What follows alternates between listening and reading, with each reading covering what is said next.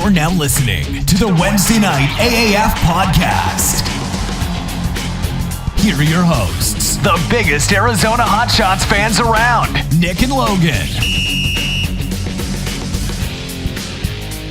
Hey everybody, it's Nick and Logan, the two biggest Arizona Hotshot fans of all time, and we are here for the first ever episode of the Wednesday Night AAF, Alliance of American Football podcast. How's it going, Logan? That's a John Wolford touchdown pass to Rashad Ross. Touchdown, hot shots. I like shot.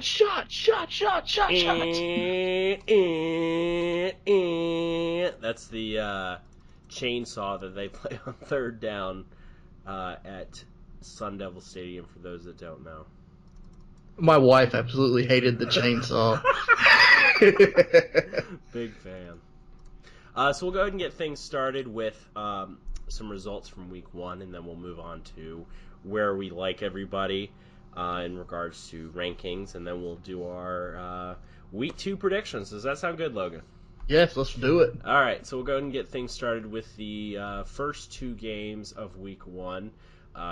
We had the Memphis Express and Birmingham Iron. I was expecting this game to be a lot more boring than it was. Birmingham Iron obviously won 26-0. If the Express being the only team currently, I know it's only been 1 week, but the only team in the history of the AAF to never score points ever, and they got murdered like that. Obviously, Perez is on another level. This is a guy that was originally a professional bowler and hadn't played football in high school and learned how to play quarterback via YouTube.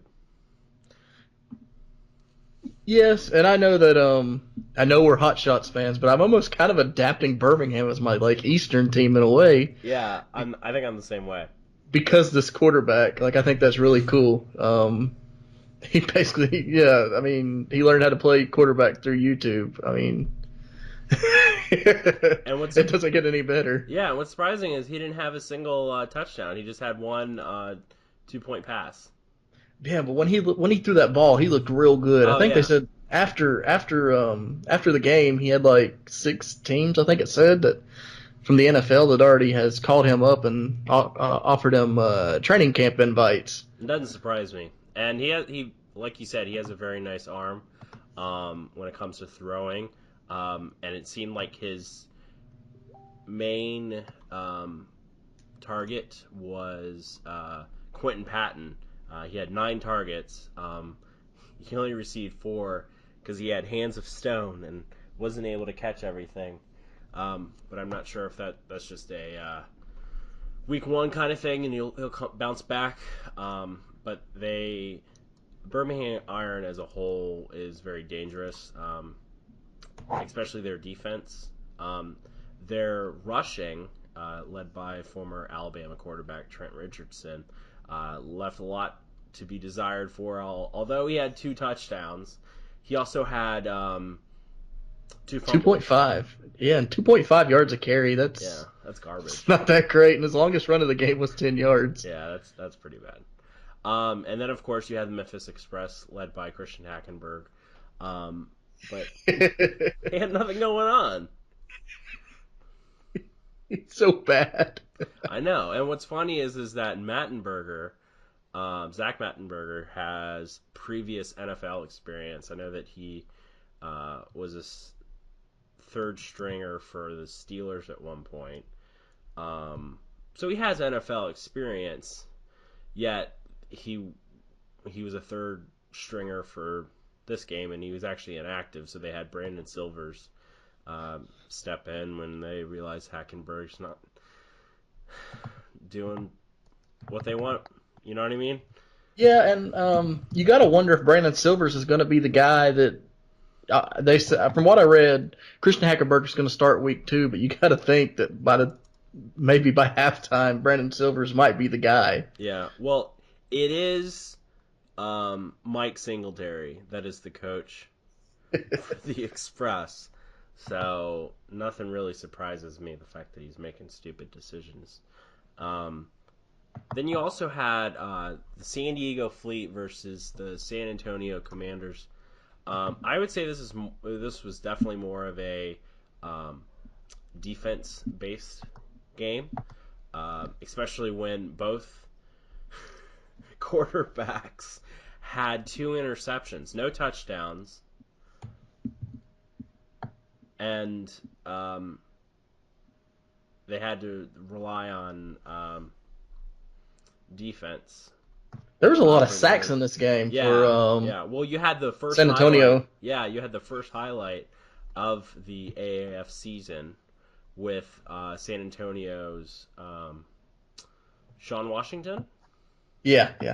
Getting a hit on San Diego's Berkovici, where his helmet came off. And what's funny is, if that was in the NFL, you'd have flags everywhere. Thankfully, this is the AAF, where flags do not fly. Great, it's great. A lot of these San Antonio defensive guys are a lot of. There's a lot of journeymen on their team. That's older guys. I'm trying to remember who they said on the broadcast was 30 years old and had been in the NFL and had like a bad injury, and he basically is in this league now. I can't remember his name for the life. It might have been, was it Sean? No. I can't find it, but I know there was a guy on their team, a safety, I believe, that's 30 years old and trying to make his way back to the NFL through this league. And stories like that really make the league interesting because you want to pull for these guys. Yeah. Well, I would definitely say that the AAF essentially is the redemption league, and like Luis Perez, who's obviously going to get signed by an NFL team by the end of the off season for the NFL, or you have John Wolford, who we'll talk about in a couple minutes, who will obviously get some looks. But yeah, so this game is obviously more of defense. I thought we were going to get our first onside conversion in this game because San Antonio kept letting San Diego like hang around. Like, while it felt like San Antonio dominated, San Diego was never out of the game. Right.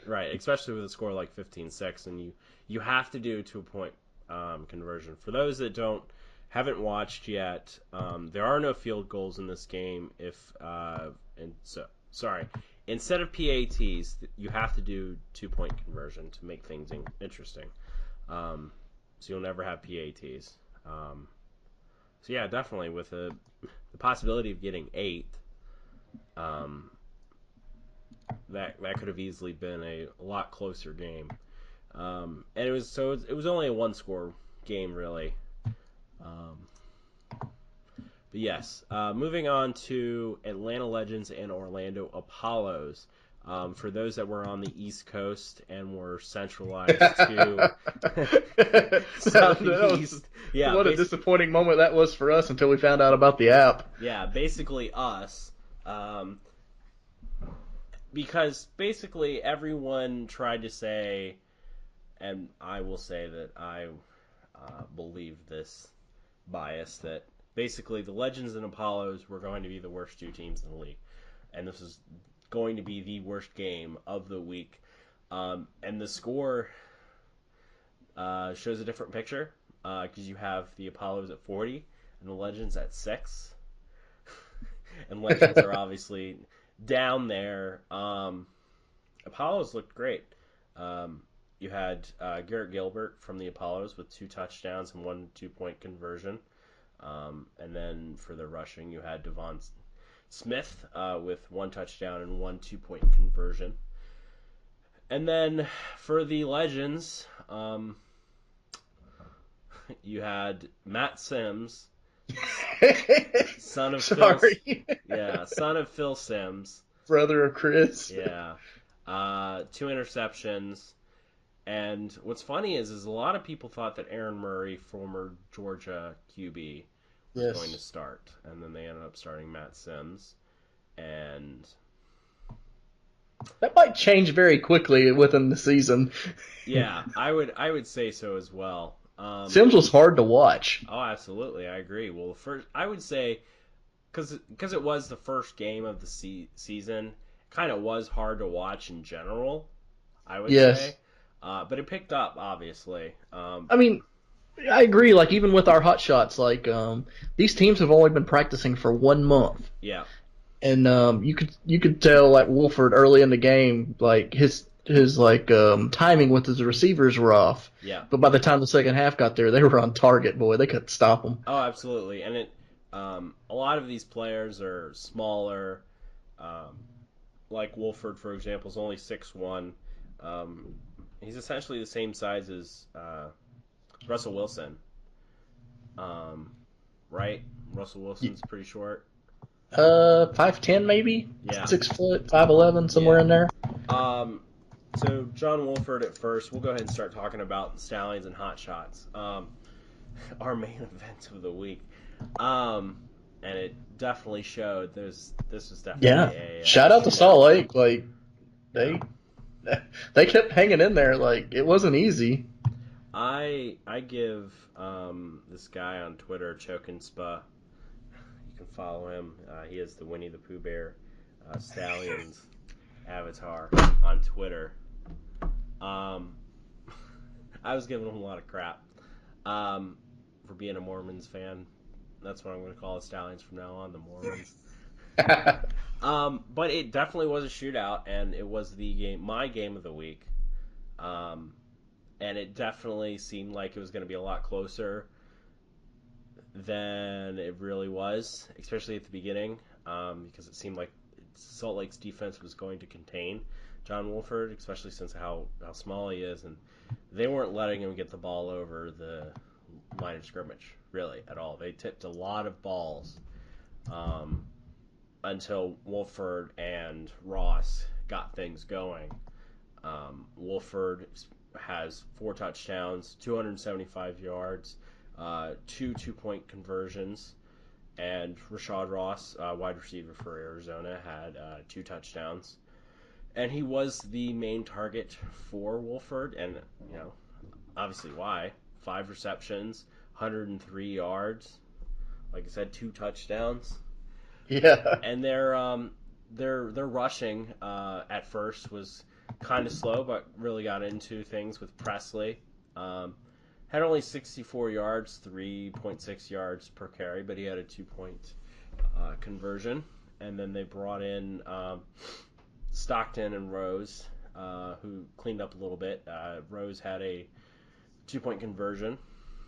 And then, of course, he spread the ball out a lot.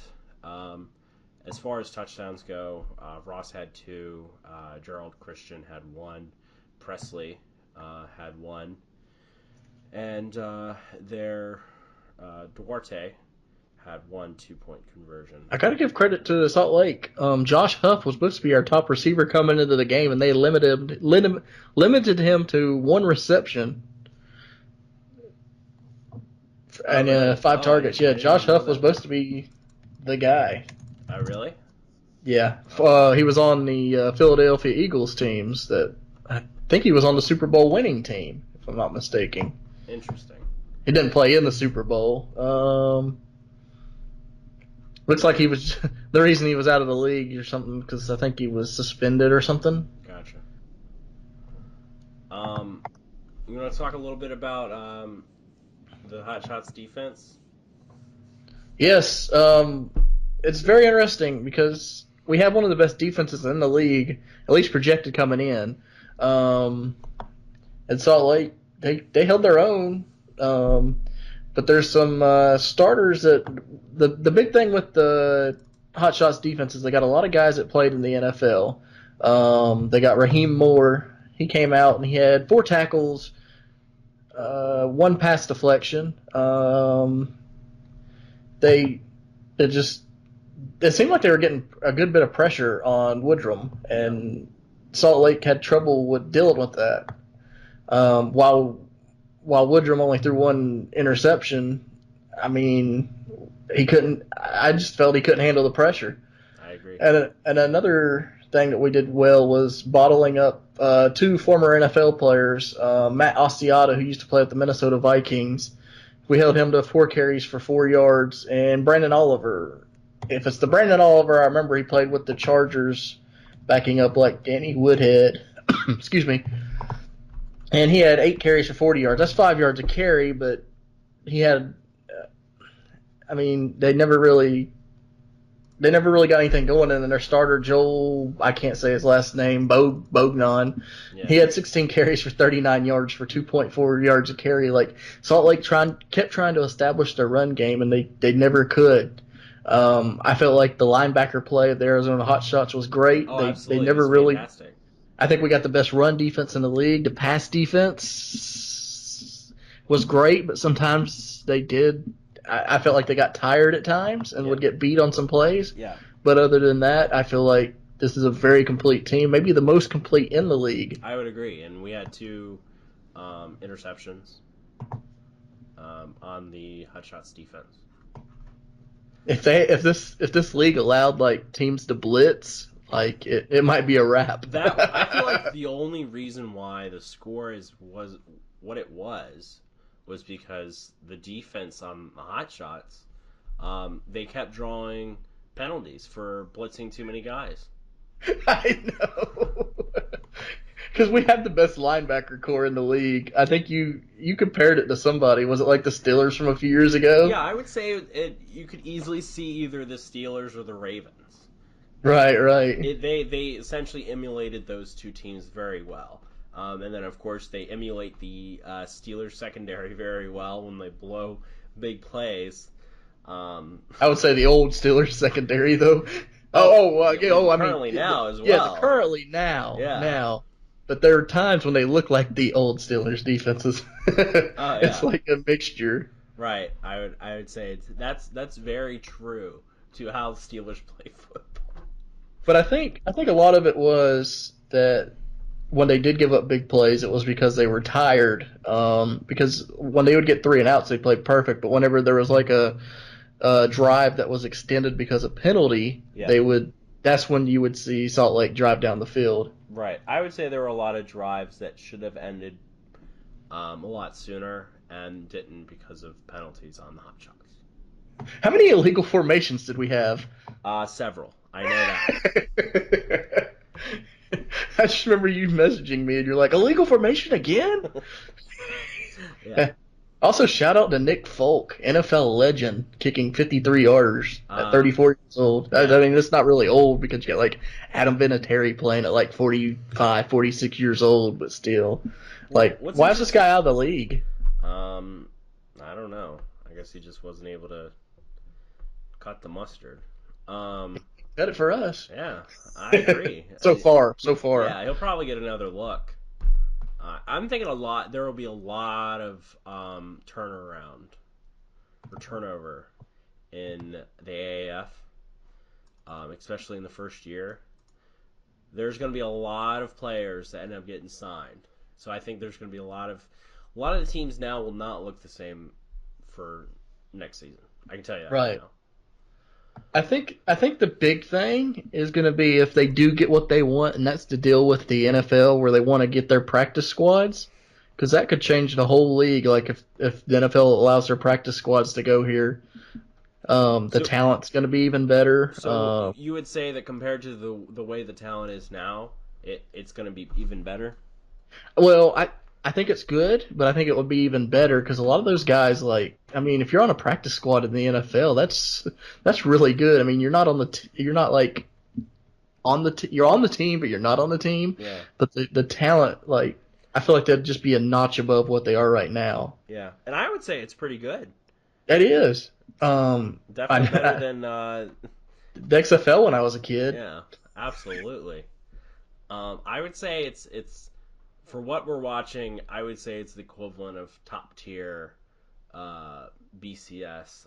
I know it's not BCS anymore, but what is it? FBS? It's similar to college football. Yeah, I would say that. Yeah.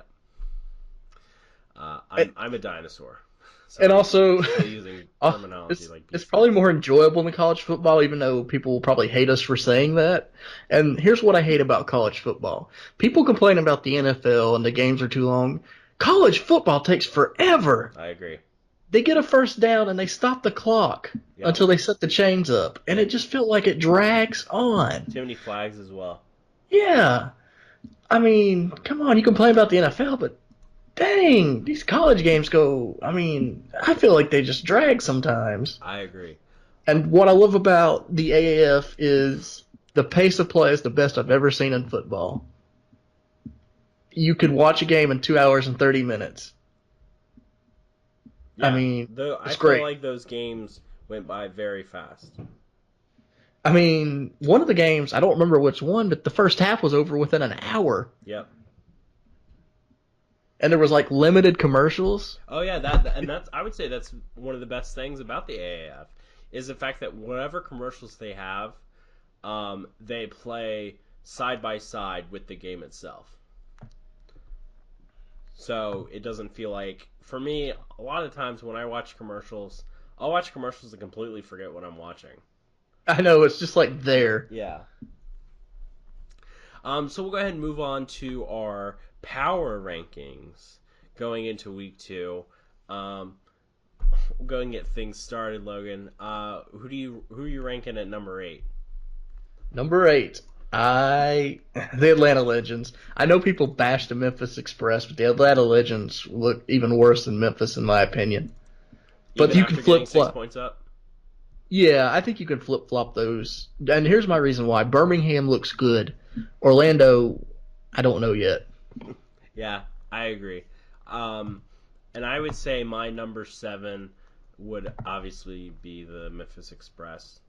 They don't have anything going for them, really. So you going Atlanta 8 as well, and then Memphis 7? Yeah, I would say so. Okay. Who you got for number 6? 6, I will go with the San Diego Fleet.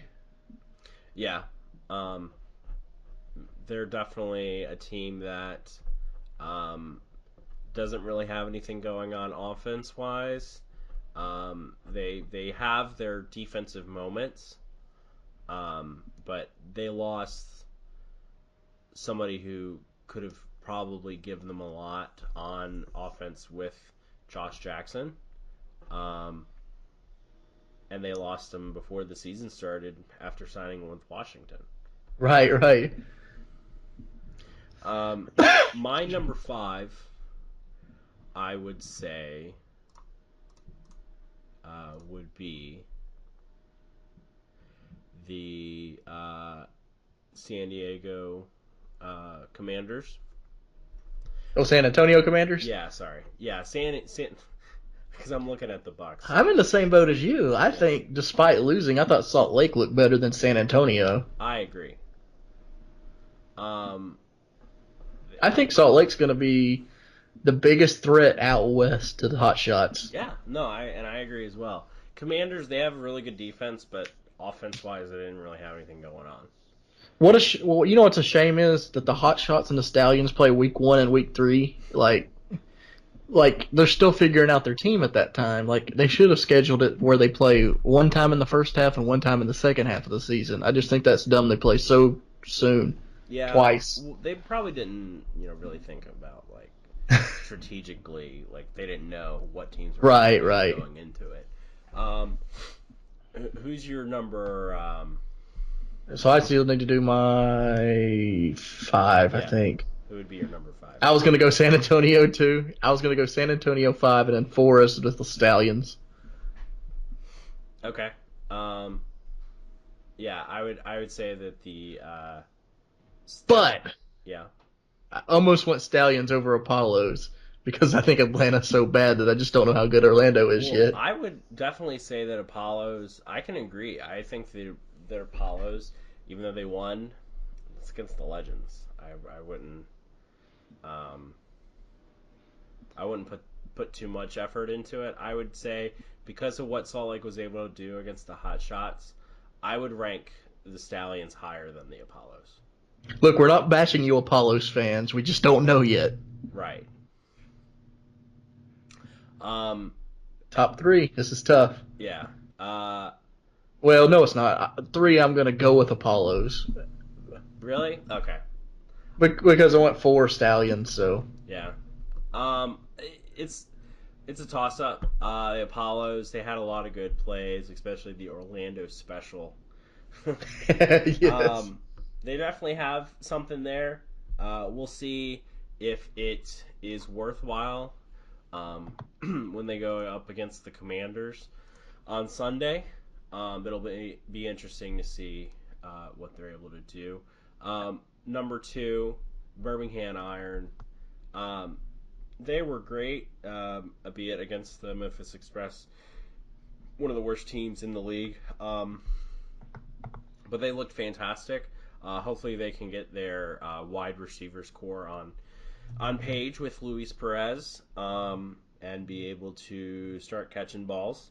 And Trent Richardson is able to do some damage. Hopefully, not have 2 fumbles this time. Right. But yeah, I definitely like what I see out of Birmingham Iron, and I think it'll ultimately be in the championship. Them and our number one this week, our Hobers, the Arizona Hotshots, who looked, like you said, one of the complete, if not the complete team in the AAF after week 1. And they're actually the favorites to win this year's championship. I know it's not saying a whole lot for the AAF, but definitely they have a lot going. It is for Vegas. them. Yeah. Vegas, it is really the top team. Well, I would say I was just looking at the spreads for over and under for all 4 games this week, and they're all 49 for over and under. Right. Which I think is very weird. I would take the under on all of them, to be honest with you. There wasn't many high-scoring games. Yeah. I think once the first half of the season, if I was in Vegas, I would bet under. But then when you get to the second half of the season, when these teams start to figure it out, then I'd start going over. Right. I would agree. But as far as the Hotshots are concerned, Wolford had 4 touchdowns. Ross had 2. I would say that those 2 in tandem are going to do a lot of damage. And then they're rushing. Hopefully Presley and Rose keep things going. After week 1, after what they were able to do against the Stallions, I don't have any real. Other than beating themselves, I mean, with penalties. I agree. Yeah, but we'll see how they do in week 2 against the Memphis Express. So we'll go ahead and get things started with.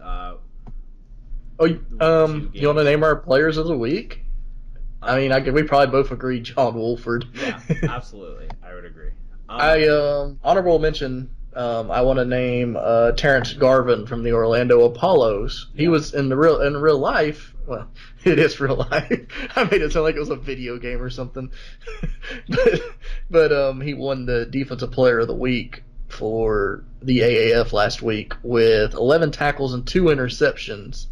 And the 1 interception he had was returned 51 yards for a touchdown. So here's an honorable mention there. Yeah, and he's a former Steeler. Oh, is he? Yeah. I guess we should mention that Nick here is a Pittsburgh Steelers fan, and I'm a Detroit Lions fan. So, how did we pick the Hotshots, man? How did we do it? I don't know. I think we just agreed to like a team together because in the XFL we're choosing the Washington team. Yeah, that'll be something. But there's a reason behind that. Nick actually has season tickets for the XFL Washington team. Yeah, we won't talk about that though. He lives in Virginia. I live in North Carolina, so we're hoping to maybe make it to a few Washington games together. Yeah, before they merge with the AAF. Kind of random, and I don't know if this would happen, but I saw something very cool on Twitter. Is if they had the XFL winner meet the AAF winner, and they did a feeder system with the NFL for the worst team like soccer. Relegate, and then they. Would that not be cool though? Yeah, no, that would be cool. Like, okay, say chaos though. Say the Bengals suck for like the next 5 years. Well, that's like the Bengals like every year. Which, by the way, the guy on Twitter who's the Winnie the Pooh Stallions fan. He likes the Bengals too for some reason. That's ironic. I didn't mean it to come out like that. Let's say the Bengals go like 0-16 for the next year. It's like, wouldn't you want them relegated and bring in like the hot shots? Well, I want them relegated anyways because the Bengals fucking suck anyways. But then you would hate it because, like, well, I guess they could maybe fix the league somehow to where like the hot shots would be out west somehow. But this is all just fictional. We can just move on. Yeah. For week 2, we'll go ahead and go over our games and the predictions. Starting off with Salt Lake Stallions at Birmingham Iron. I really like this game. I think it'll be good. It's almost it's kind of a test how good you are matchup. Oh, absolutely. Because I feel like we're going to find out if Birmingham's that good, and we're going to find out if Salt Lake is good. Yeah, if we rank them too high in our power ranking. Yeah. Yeah. They are playing in Birmingham, so obviously home crowd. Frey's going to lead them to victory. Shout out to Frey. I hope you listen to the podcast. Yeah. Shout out to the Frey movement on Twitter. He's a great follow. I would follow him. He's an AAF super fan. He went to the Birmingham game over the weekend and provided some great tweets. I would say that he's a bigger AAF fan than we are, seeing that he's already been to a game. We haven't. Yeah, I would love to. I would love to get him on as a special guest one day. Yeah. And speaking of Twitter, you can follow us at AAF Wednesday. We currently are only supporting YouTube as we launch this video after it's done, and Twitter. I've always found if it grows, we'll look at other options. Yeah. Well, I was definitely going to put it on Spotify, and iTunes. And you could follow our individual accounts. I'm at By God Logan, BAHGAWDLOGAN. And I am at Stand Hansen. It's a mixture of JoJo Stans and Stan Hansen, the wrestler from Japan. Legend. STANDHANSEN, if I can spell correctly. A lot of my tweets are pretty questionable, but we'll go there. Yeah, you get blocked by a fair amount of people. Oh, but... absolutely. I was going to what's the iconic girl's name? Billy Peyton and Billy. Peyton, yeah. So Peyton made a tweet, or was retweeting, quote tweeting, Shawn Michaels, and I forgot that I had gotten blocked by Shawn Michaels for, oh my god, I don't know if I ever told you this, but a while ago, he made a tweet. It was a selfie of him and DIY, Tommaso Ciampa, and Johnny Gargano. And HBK with his cock eye, I quote tweeted it, and I said, which way are you looking at, man? And I got blocked. Anyway. Yeah. So Stallions. With our... Huh? Well, let me go back off topic for a minute. Okay. Well, I just want to let you know, while we are a football podcast, you will hear a lot of entertaining random stories. That's just how we are. There's gonna be seriously when we talk about football, but there will be comedy involved too. So hopefully that will differentiate make us different from other podcasts. Yeah, and I agree. And the fact that we will not go over 45 minutes. I will stride not to go over 45 minutes. There was another podcast that we were a part of that would go to 2 hours majority of the time. And we had a good audience, and we lost them because we went too long. Well, we were always, going close to 2 hours. I think it was just more so what we were talking about. There were other reasons, yeah. Yeah, and just what I tagged the podcast as. And so people were just searching for that at the time, so it was popular, so they would just I guess we were one of the first things to watch, so they watched it. And we're here for you guys, the AAF audience. Absolutely. Um, so yeah, for our predictions, week 2, I'm gonna go Stallions. Yeah, do you feel the same way? I feel like this spread is way too high with the Iron -8. I don't see the Iron blowing them out. Yeah, Or if they do, it'll be similar to the Hot Shots game, 38-22, something like that. But I don't see it being that high scoring. I could see it being a 17-9, 17-3 game. yeah. If Birmingham Iron win, they're gonna do it in fashion. I think it's gonna be a super close game. Um, my final prediction score will be 15-13. Wow. Well, with the 2-point conversions, that makes sense. Yeah, Um, I'm gonna go the Iron. I just think home field advantage with Frey in the crowd. yeah, It's a wrap. Birmingham wins, but it's not easy. Stallions stick with them. yeah. I agree. Then you have Arizona Hotshots at Memphis Express. 11.5 spread, according to CBS Sports. I'm going Hotshots. I think the spread's going to be bigger. I think it's By going the over.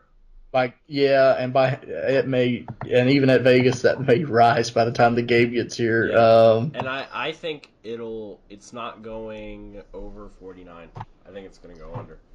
I think that they're gonna blow them out so bad that we're gonna get former Oklahoma and Texas A&M quarterback Trevor Knight in there in the second half. Yeah, and that was another thing we forgot to talk about, how everybody thought that Trevor Knight was going to be the quarterback for the Hotshots, and then they ended up starting Wolford, and they thought that Wolford would get benched pretty early on, and that ended up not being the case. I was one of them. Actually, Sunday morning when the Hot Shots released their depth chart, they had Trevor Knight number 1, and then when they came out to start, it was Wolford. And Wolford, like, he had his first 2 drives weren't very good, and I was like, Trevor Knight time on Twitter. Yeah. But I'm glad he was able to prove me wrong. Already calling for the head of John the Wolf Wolford 2 drives in. What kind of fucking fans are we, man? But I'm happy to see John Wolford succeed. I live in North Carolina, about an hour away from Winston-Salem, where Wake Forest is at, where he quarterbacked, and it's kind of cool to see him do well. I agree. So we both got hot shots there. Moving on to Sunday, Orlando Apollos at San Diego. Second time I've done this tonight. San Antonio Commanders. Spread is +6 on CBS Sports. I got. This may be the game of the week. It's between that and Birmingham and Salt Lake. Oh, I got Stallions and Irons being a better game for sure. Apollos Commanders. I think the spread's a little high on this as well. I think it's going to be a close game. I think it might be around 3 points. Yeah, I would say the same. I think it's a toss-up. I think it'll end up coming down to how well the offense on the Apollos can play, led by Steve Spurrier. Oh, man. That's weird to say in the year 2019. Yeah. I'm going to say the Apollos. I'm going the Commanders, but that's because I think they have one of the best home crowds I've seen over the weekend. Yeah. In that dome. Like, the crowd was really into the game, and they got very loud at times. I think they're going to be a tough place to go play at. I'm going to take the Commanders because of the home field. I would agree. I would say that's probably a pretty good prediction. It's definitely a toss-up. Then you have the Atlanta Legends at the San Diego Fleet, 9.5 spread. I think that's a little too. That's a little too much. Yeah. Last week I don't know. I think it's gonna be closer than people think, despite the Legends being terrible. But I don't think the San Diego offense is that great. They gave up like 6 sacks. And the defense can only rush 5 players. Yeah. Unless the Fleet are able to score pick sixes and are able to do so tremendously, I think this is definitely going to be a toss-up as well, and it will be a struggle to watch for me. I'm going to be honest with you. I think the pressure's going to be on for these teams. With only 10 games in the season, you can't afford to go 0-2 with only 2 teams from each conference going to the playoffs. So it's kind of a must-win early in the season for both teams. I agree. Is there a tie-based system in the AAF? I'm sure if there's a scenario, everything will pop up at some point to where we can see what they go off of. I'm sure it's probably head-to-head first, and then maybe strength of... Well, I guess strength of schedule wouldn't matter because everybody's playing the same, Well, but... more so Could be points for or something. But more so, can games go to a tie? Oh. Because I can see this being a game that goes to a tie. I don't think it ties. I think they go kind of... I think I read it was like they play kind of like college football, kind of? Or is it the 10-yard line? And everybody gets a chance with the ball. Because I remember everybody was like excited about it because they showed the rules, but I was like trying to pay attention to 2 games at one time when they showed them.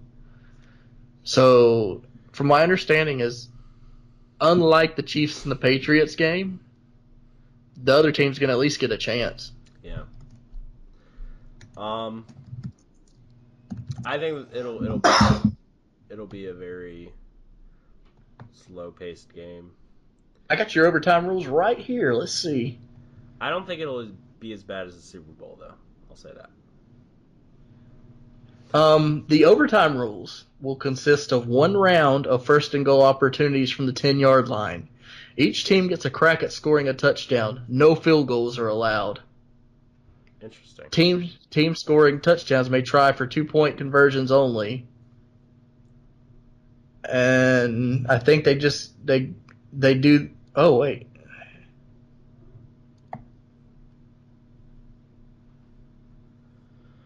If both teams fail to score a touchdown tie. Okay, they basically repeat it like college football until somebody finally wins it. Okay, that's good. There will be no ties. But if there were ties, this game would end in a tie for me. That's gonna make overtimes very intense, especially with no field goals allowed. Yeah. So closing thoughts. My biggest takeaway is the rules. Being a Detroit Lions fan, over the past decade, we have been screwed several times. We should have won a playoff game against Dallas 4 to 5 years ago. If the damn Sky Judge would have been the ref, we would have won the game. Oh my God, the Sky Judge! All hail Sky Judge! The greatest thing of all time, the Sky Judge. Give your firstborn to the Sky Judge. That was my biggest takeaway, that and the pace of play. And this is just a fun league overall. I'm just excited about the future of the league. It's the future of this podcast. I think we're only going to get better as we get to learn these players. I'm very excited. Yeah, I would say this was a first good episode. Good first episode. And we really just decided this on 2 days ago. We just decided to do this, and I thought we did well, especially with still kind of learning the players and stuff. I'm going to be more aware this week because I didn't think I was going to do a podcast. It wasn't even in my mind until 2 days ago. But I was just so inspired by this league that I'm probably going to take notes and stuff during the games and kind of keep up with the players and stuff. I knew a good bit of the players by watching the game, but I didn't think of I was gonna have to say their name on a random Thursday night. Right, exactly. My closing thoughts are I'm definitely excited. What I saw Saturday and Sunday night last week, I was amazed. And I know that Matt Black, who will probably listen to this podcast, another good follow on Twitter, at Raw, RAF, Showtime, will agree that was an amazing 2 nights of football.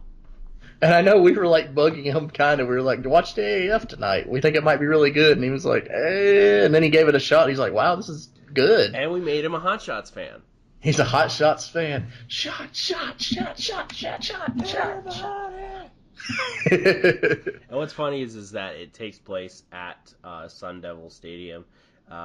Arizona State's stadium, and they're big partiers, so I'm sure a lot of them were getting drunk, doing shots. Yeah, so all in all, a lot of fun, even though I hate that word. There's a bigger story to that. Yeah. You'll probably never find out why. It's another podcast. Or we'll save that for another podcast. Maybe in the off season we'll do random stuff. Well, yeah, and for the off season, we'll do our NFL version of it. Yeah, if this kicks off and we do well, we'll do NFL. We'll do whatever sports you guys request. Yeah. Water polo. I'll start following it. Marco Polo. Speaking of that, I got a story for you after the podcast about something I heard on another podcast. Okay. So yeah, thanks for tuning in, guys, and we will see you next week for our Week 2 recap and our Week 3 predictions. See ya. Thanks, guys.